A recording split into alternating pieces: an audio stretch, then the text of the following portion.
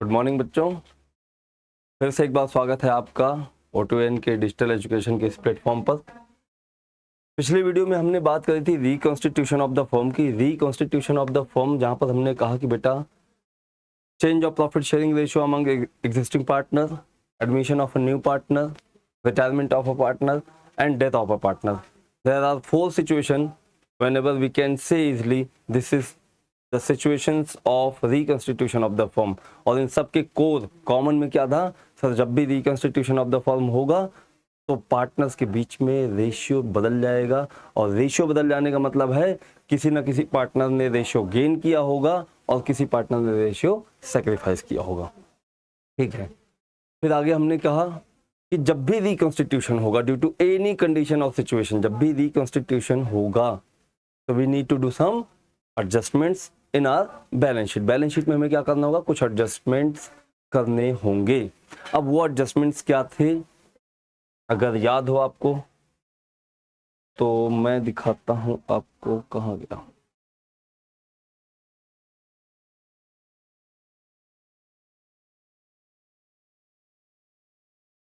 चलिए उसको निकालेंगे बाद में। तो हमने कहा वो 4 एडजस्टमेंट कौन कौन सी थी बेटा। पहली एडजस्टमेंट क्या थी, accounting treatment of accumulated reserve and surplus. दूसरी एडजस्टमेंट क्या थी, revaluation of assets and liabilities. तीसरा क्या था, valuation and accounting treatment of goodwill and closing capital adjustments. ये 4 हमारे क्या थे, वो एडजस्टमेंट जो हमें करने होंगे। इसके बाद सर आपने एक और चीज लिखी थी, वो 5वें नंबर पे लास्ट में क्या था, calculation of gaining and sacrificing ratio. अभी स्टार्टिंग में हमने क्या कहा, जब भी रिकॉन्स्टिट्यूशन होगा तो पार्टनर्स के बीच में रेशियो का गेन और सैक्रिफाइस होगा। अगर होगा तो हमें कई जगह वो जरूरत पड़ेगी और एक आध जगह तो मैंडेटरी है। तो कई जगह जरूरत पड़ेगी कि सर हमें गेनिंग सैक्रिफाइसिंग रेशियो का इस्तेमाल करना है। तो पता कैसे चले किसने कितना गेन किया कितना सैक्रिफाइस, तो हम उसको भी कैलकुलेट करते हैं। आज हम क्या करेंगे, आज हम करेंगे अपना एडजस्टमेंट नंबर 1। एडजस्टमेंट नंबर 1 में हम क्या करने वाले हैं,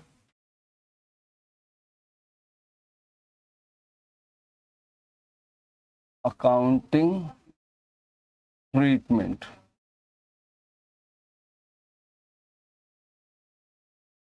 ऑफ रिजर्व,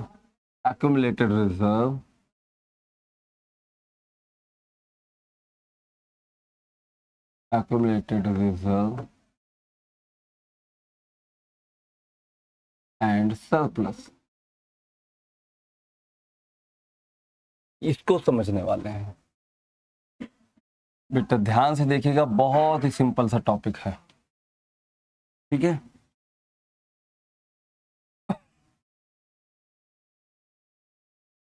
बेटा अगर मैं आपसे बोलूं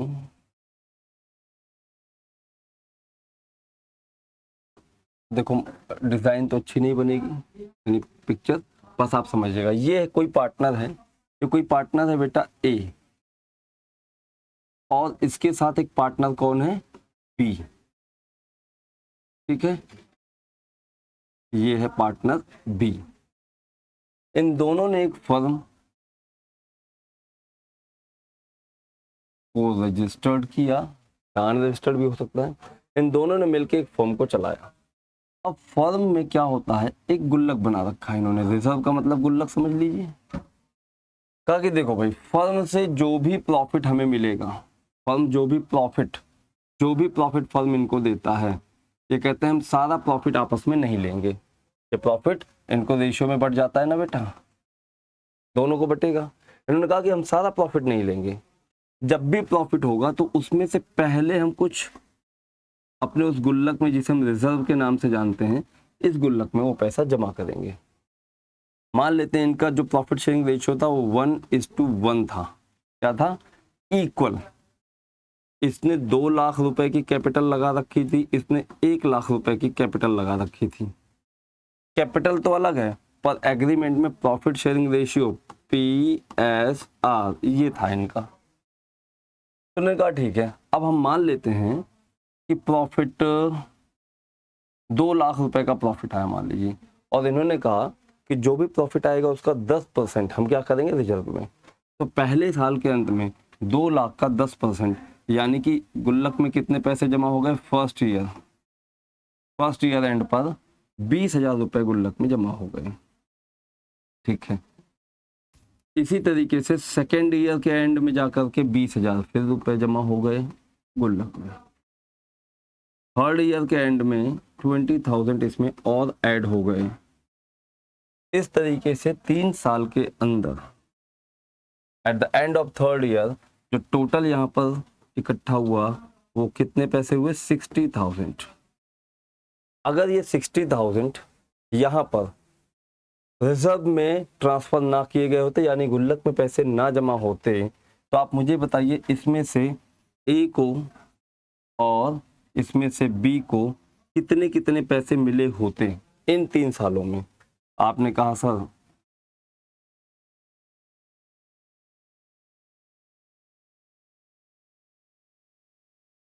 क्योंकि इनका प्रॉफिट शेयरिंग रेशियो इक्वल था, तो जो भी प्रॉफिट आता था आधा आधा बढ़ता था, तो जो रिजर्व में गया है वो भी तो इनके प्रॉफिट शेयरिंग रेशियो के हिसाब से गया होगा आधा आधा, यानी पहले 20,000 में 10,000 ए का और 10,000 बी का कट के गुल्लक में चला गया। इस तरीके से इसमें आप बोलोगे सर 30,000 रुपये, 30,000 रुपये तो ए के कटे हैं और 30,000 बी के कटे हैं जो गुल्लक के अंदर जमा है। मैंने कहा बिल्कुल ठीक है, आपका आंसर तो बिल्कुल ठीक है। अगर ये गुल्लक ना होता तो जो भी प्रॉफिट इन्हें मिला है अब तक 3 सालों के अंत तक, उसमें 30,000 और मिला होता। ठीक है, पर इन्होंने रिजर्व बनाया, ये रिजर्व इन्होंने बनाया और ये रिजर्व वो जमा पैसा है जो 60,000 इस गुल्लक में पड़े हैं, फर्म के पार्टनर को नहीं मिले। अचानक से 3 साल के बाद ए और बी की मीटिंग होती है और ये कहते हैं सुनो भाई, आफ्टर थर्ड ईयर आगे से ए कहता है क्योंकि मेरी कैपिटल ज़्यादा है, ए कहता है क्योंकि मेरी कैपिटल ज़्यादा है। ए की कैपिटल कितनी हमने बताई थी, ए की कैपिटल थी 2 लाख रुपए की और बी की कैपिटल थी 1 लाख रुपए की। ए ने कहा आगे से हम जो अपना प्रॉफिट शेयर करेंगे ना वो कैपिटल के रेशियो में करते हैं क्योंकि यही न्याय संगत होगा। तो इसने कहा 2 मेरा और 1 तुम्हारा। बात ठीक भी था, बी के पास मान लीजिए पैसे नहीं हैं और इन दोनों का रिश्ता भी अच्छा है। इन्होंने कहा कोई बात नहीं, चलो जिसकी जितनी कैपिटल प्रॉफिट में उसका उतना हिस्सा। दोनों ने ये बात मान ली, यानी कि 3 साल के बाद अब जो फोर्थ ईयर के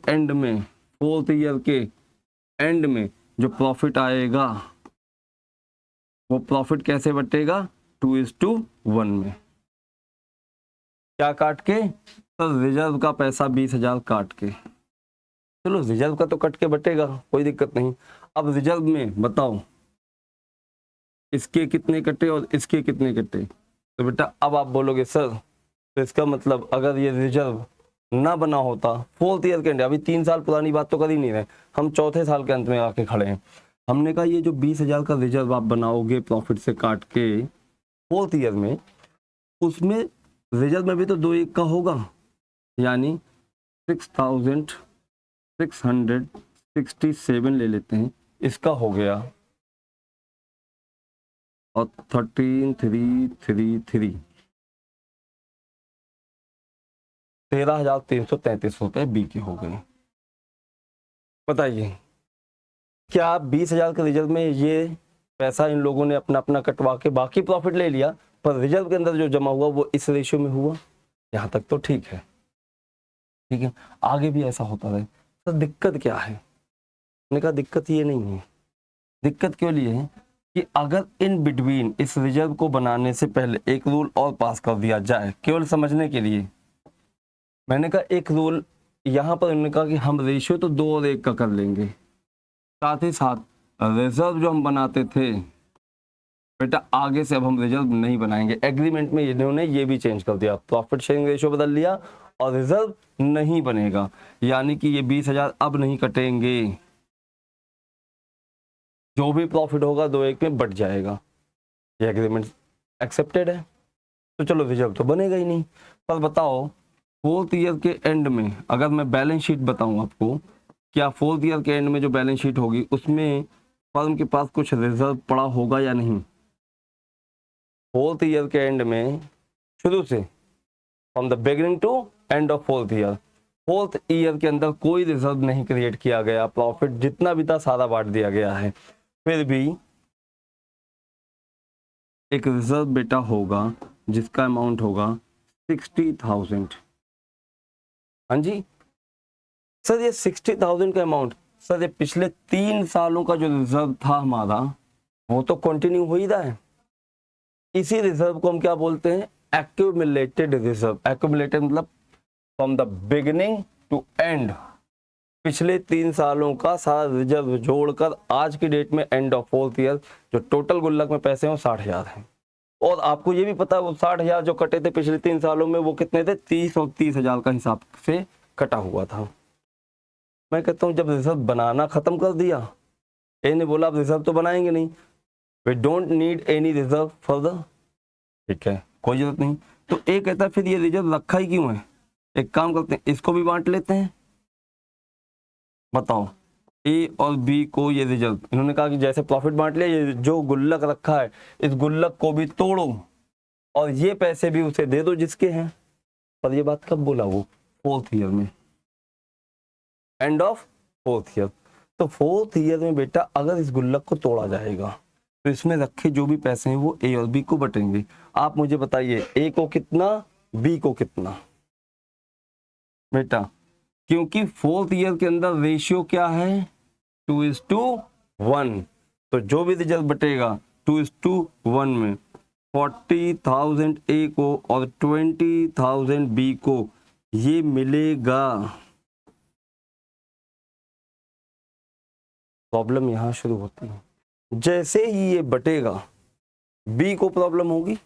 बी सबसे पहले बोलेगा कि ठीक है रिजर्व आप बांटो, लेकिन जब ये रिजर्व बनाया गया था गुल्लक में पैसे तो हमने आधे आधे जमा किए थे, और जब गुल्लक तोड़कर पैसे निकालने की बात आई तो आप कह दो 40 आपका 20 मेरा, ये कैसे हुआ भाई? तो ए ने बोला क्योंकि देखो फर्म के अंदर बेटा जो कुछ भी बटता है वो किस में बटेगा? प्रॉफिट शेयरिंग रेशियो में। पिछले 3 साल तक जब जमा करना था तब तो प्रॉफिट शेयरिंग रेशियो इक्वल था, इसलिए हम लोग आधा आधा मिलके जमा किए, लेकिन आज बटने के टाइम पे हमारा प्रॉफिट शेयरिंग रेशियो क्या है? 2:1। तो बेटा एज पर रूल जो प्रॉफिट शेयरिंग रेशियो है बटेगा तो उसी में। अब ऐसे में तो बी थोड़ा दुखी सा हो जाएगा, बी बोलेगा ये तो मेरा नुकसान हो गया भाई, और ए बड़ा खुश है। ए की खुशी का ठिकाना नहीं, इसके हाथ ऊपर ये तो नाचने लगा, ये नाच रहा है क्योंकि इसको फायदा हुआ है, और बी बिल्कुल दुखी सा है। इस सिचुएशन में सोचो गलती किससे हुई, कब हुई, और इस गलती को कैसे सही कर सकते थे हम। इसीलिए अकाउंट एक्यूमुलेटेड रिजर्व कोई सा भी अगर आपके पास पड़ा है, तब जिस दिन रिकंस्टिट्यूशन हो रहा है कि भाई 1 अप्रैल से नया रूल लग जाएगा, नए रेशियो अप्लाई हो जाएंगे, तो बेटा 31 मार्च की बैलेंस शीट आपके हाथ में है, और 31 मार्च को तो पुराना रूल ही चल रहा है। 31 मार्च को जो बैलेंस शीट आपके हाथ में जिसमें रिजर्व एग्जिस्ट करता है, उस दिन तो ओल्ड रेशियो ही चल रहा है।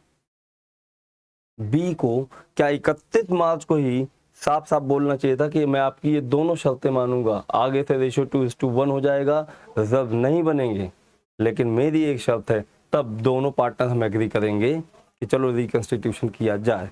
शर्त यह है कि रिजर्व में रखा सारा पैसा 31 मार्च को ही डिस्ट्रीब्यूट हो जाना चाहिए।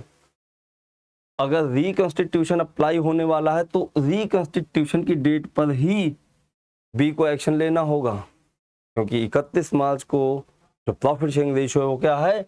1:1, और 1 अप्रैल से रेशियो बन जाएगा 2:1। 1 अप्रैल से अगर कुछ बटेगा तो 2:1 में बटेगा। बी बोलेगा 31 मार्च को ही अगर रिकंस्टिट्यूशन करना है तो इस रिजर्व को पहले डिस्ट्रीब्यूट करना पड़ेगा। तो हमने क्या कहा, अच्छा अगर ये डिस्ट्रीब्यूट होगा तो वैसे ही डिस्ट्रीब्यूट होगा ओल्ड पार्टनर ओल्ड रेशियो में, और नई बैलेंस शीट में रिजर्व आएगा ही नहीं। जब आएगा ही नहीं तो ये बात ही नहीं उठेगी, यानी फ्यूचर में ये बात ही ना उठे, इसके लिए हम 31 मार्च की बैलेंस शीट में ये क्या करेंगे, accounting treatment of accumulated reserve.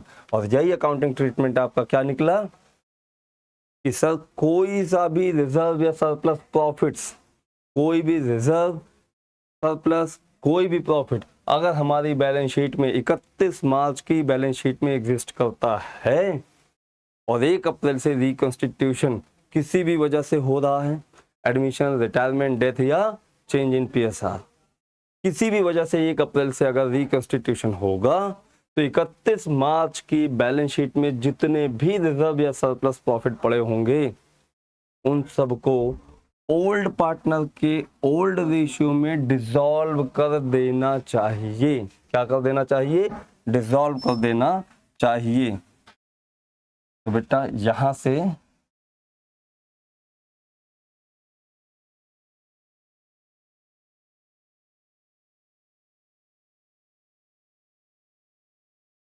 बहुत सीधी सी बात क्या समझ में आई, तो इसका तो बहुत सीधा सा सलूशन है।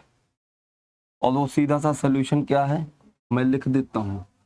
क्या है accounting treatment of reserve and surplus,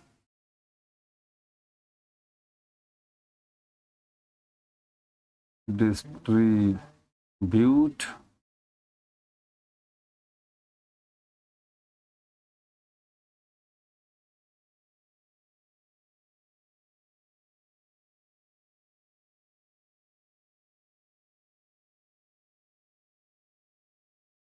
in old partners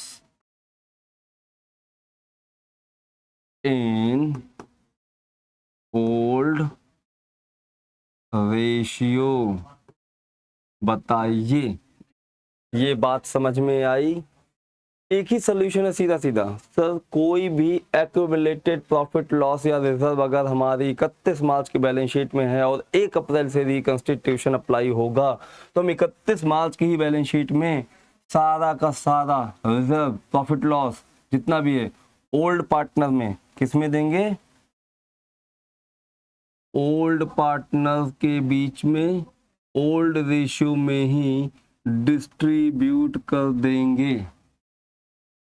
तो बताइए जितना भी रिजर्व एंड सरप्लस होता है वो बैलेंस शीट के किस साइड में होता है बेटा, सर लायबिलिटी साइड में। All Capitals in liability side, all reserve in liability side, all profits accumulated profits also shown in liability side. तो हमने कहा ये जो रिजर्व होगा, जो भी रिजर्व होगा ये कहाँ मिलेगा, बैलेंस शीट में। कहाँ पर, लाइबिलिटी साइड के अंदर आप देखोगे 31 मार्च की बैलेंस शीट जो आपको दी जाएगी उस बैलेंस शीट में लाइबिलिटी साइड में general reserve, profit and loss account का balance, workman compensation reserve,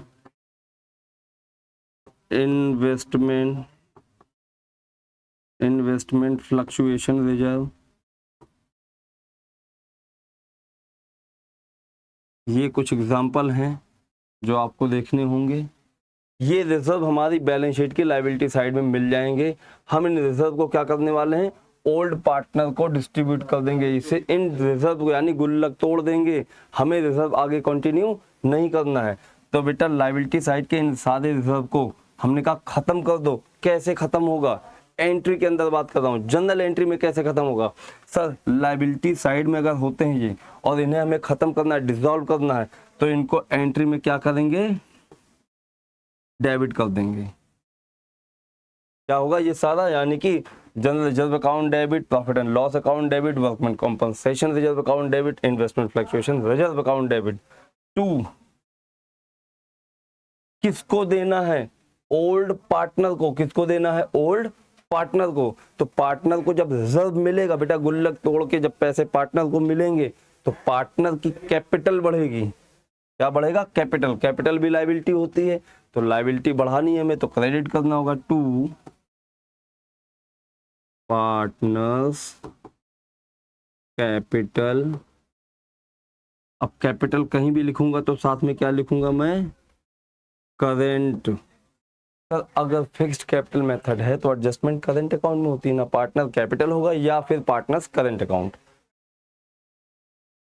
account ये क्रेडिट हो जाएगा। और जी बेटा जितने भी पार्टनर हैं उनके कैपिटल अकाउंट क्रेडिट होंगे, और ये सारा रिजल्ट किस रेशियो में क्रेडिट होगा इनको, ओल्ड रेशियो के अंदर। इतनी सी बात समझ में आई या नहीं, पहले इतनी बात बता दीजिए। तो एकदम रट्टा लगा लेना, कहीं भी रिकंस्टिट्यूशन का क्वेश्चन है, एडमिशन हो, रिटायरमेंट हो, डेथ हो, कुछ भी हो, आप बोलो कि जरा मुझे बैलेंस शीट दिखाइए, 31 मार्च के बैलेंस शीट देखो, और कह दो इसमें जितने भी रिजर्व या प्रॉफिट लॉस पड़े हैं उन्हें हमें क्या करना है, ओल्ड पार्टनर ओल्ड रेशियो में डिस्ट्रीब्यूट करना है, तो पार्टनर्स की कैपिटल बढ़ेगी और रिजर्व डेबिट होके खत्म हो जाएंगे। ये पहला एडजस्टमेंट है जो आपको करना ही करना है। इतनी बात समझ में आई। अभी इस पर नेक्स्ट वीडियो में हम और इन डिटेल समझेंगे, प्रॉफिट एंड लॉस को भी, वर्कमैन को भी, और इन्वेस्टमेंट फ्लक्चुएशन रिजर्व को भी। अब अगली नेक्स्ट वीडियो क्या होगी, हम इन चीज़ों को और एक्सप्लेन करेंगे और डिटेल में चलेंगे, और फिर वहाँ पर देखेंगे कि कैसे कैसे अकॉर्डिंगली हम ट्रीटमेंट करेंगे, फिर हम क्वेश्चन आंसर करेंगे, और हमारी क्लियरिटी 100% यहाँ पर होनी चाहिए। किसी भी क्वेश्चन में फंसना ही नहीं है, रुकना ही नहीं है। Okay, thank you very much.